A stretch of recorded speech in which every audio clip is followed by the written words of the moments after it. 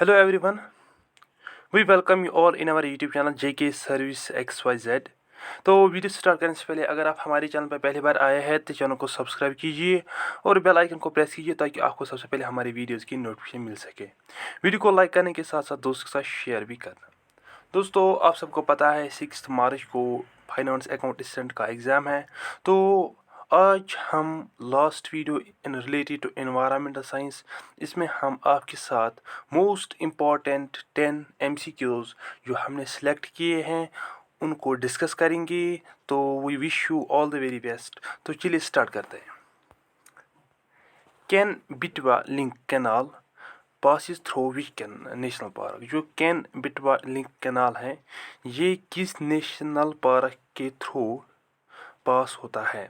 इसका जो right answer है that is option C, Panna national park. तो चलिए थोड़ा डिस्कस करते हैं इसके बारे में।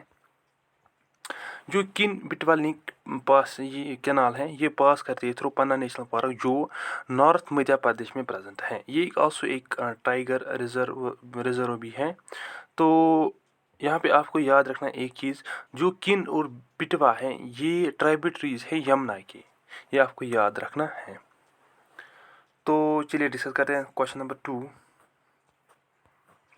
इन which year forest conservation act was passed. किस ईयर में फॉरेस्ट कंजर्वेशन एक्ट को पास किया गया? इसका जो राइट आंसर है दैट इज 1980, ऑप्शन थर्ड। तो थोड़ी सी इंफॉर्मेशन जानते हैं इस बारे में, पढ़ते हैं थोड़ा। ये 1980 में पास किया गया बाय दी सेंट्रल गवर्नमेंट। तो अगर यहाँ पे एक और यहाँ पे दिया है मैंने, इन्वायरमेंट प्रोटेक्शन एक्ट 1986 में पास किया गया, वाइल्ड लाइफ प्रोटेक्शन एक्ट 1972 और article 48 of constitution deals with protection and improvement of environment and safeguarding of forest wild life. तो उसके बाद article 51 says that is the duty of every citizen of India to protect and improve the natural environment including forest, lakes, rivers and wild life to have compassion for living creature. आपको याद रखना है। Question third करते हैं। Keibul Lamjao national park is located on which lake. इसका जो right answer है that is option 4, Loktak lake. तो चलिए डिस्कस करते हैं। ये एक फ्लोटिंग पार्क है वर्ल्ड की जो लोकटक लेक पे प्रेजेंट है। कौन? केलबुलमो नेशनल पार्क। यहाँ पे किलोरू और लोटक लेक के बारे में पढ़ते हैं। किलोरू लेक ये एक लार्जेस्ट फ्रेश वाटर लेक है इंडिया का जो आंध्र प्रदेश में है। ये लार्जेस्ट फ्रेश वाटर लेक है एशिया का भी। लोटक लेक के बारे में अगर हम देखेंगे तो ये it is generally famous for floating national park. ये आपको याद रखें, केलबुलमजो नेशनल पार्क ये ओनली फ्लोटिंग पार्क है वर्ल्ड की जो कहाँ किस लेक पे है? लोकटक लेक। तो अगला question, question 4। How many Ramsar sites have been declared सो फार। इसका जो राइट आंसर है दैट इज ऑप्शन डी, 47। तो डिस्कस करते हैं क्या दिया है इसमें। जो रामसर कन्वेंशन है डिजाइनेड फॉर, इसमें एक 4 न्यू वेटलैंड्स को इंक्लूड किया गया। ये एक इंटरनेशनल ट्रीटी है for the wise use of wetlands, ये आपको पता है। तो यहाँ पे आपको एक चीज़ याद रखना है कि टोटल 47 है। और यहाँ पे मैं यहाँ पे एक और चीज़ लिखता हूँ। यहाँ पे जो वेटलैंड डे है ये सेलिब्रेट किया जाता है 2 फेब को, ये आपको याद रखना है। तो और आपको ज़रूर चेक करना है कि इस ईयर का जो थीम था वो क्या था। तो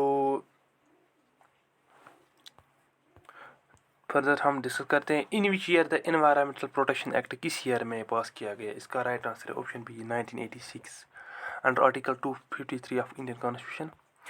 ये इम्प्लीमेंट किया गया UN conference on human development.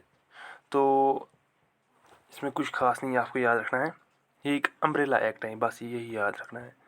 Question 6। Which among the following is warm blooded. इसमें इनमें से कौन वार्म ब्लडेड एनिमल है? इसका जो राइट आंसर है that is pigeon, because it maintains its temperature. तो एनिमल्स कॉल्ड एव्स, जिनको बर्ड्स कहा जाता है, ये वार्म ब्लडेड होते हैं। तो यहाँ पे दिया गया है, यहाँ पे रेप्टाइल्स दे आर टेट्राफोलाइड, या फिर छोड़िए इसको। एक ये क्वेश्चन इंपॉर्टेंट है। The largest ecosystem of the earth is, इसका जो राइट आंसर है that is option A, biosphere, जिसमें सारे हाइड्रोस्फीयर, लिथोस्फीयर तमाम आते हैं।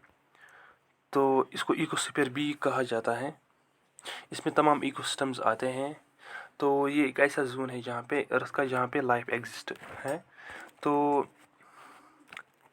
आपको क्या करना है, आपको एक चीज़ करना है कि आपको थोड़ा सा बायोम्स के बारे में पढ़ना है। यहाँ पे दिया गया है range land, grass land, forest, इनके बारे में आपको थोड़ा थोड़ा पढ़ना है। Which among the following is the main constituent of biogas after methane. आपको पता है बायोगैस जिसको गोबर भी गैस भी कहा जाता है, इसमें 4 कंपोनेंट सबसे ज़्यादा होते हैं। पहले नंबर पे तो मीथेन, कार्बन डाइऑक्साइड और लास्ट पे हाइड्रोजन सल्फाइड। इसका जो राइट आंसर है that is option A, carbon dioxide. यहाँ पे दिया गया है नीचे मीथेन CH4, मार्श गैस और स्वैम्प गैस इसका दूसरा नाम है।